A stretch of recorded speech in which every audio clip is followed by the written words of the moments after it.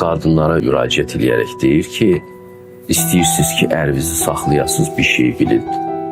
Kişinin həyatında birinci işdir, ikinci dostlardır, üçüncü siz və uşaqlar. Buna razısınızsa, siz evli qadın ola biləcəksiniz. Siz əgər ikinci ya birinci rola iddialı olacaqsınızsa, siz ərinizdən yalnız pat kabuşini düzəltmək istəyirsiniz. Və o kişi kimi xoşbaxt olmayacaq. Tez sizin ərinizdən qaçacaq. Və bu doğrudan da çox gözəl bu adam psixologiyanı bilir. Başa düşürsünüz.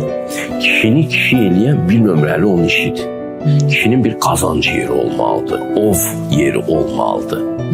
O orada uğur qazanıb evə ət gətirməlidir. Bu qədimlə müqayisə eləsək.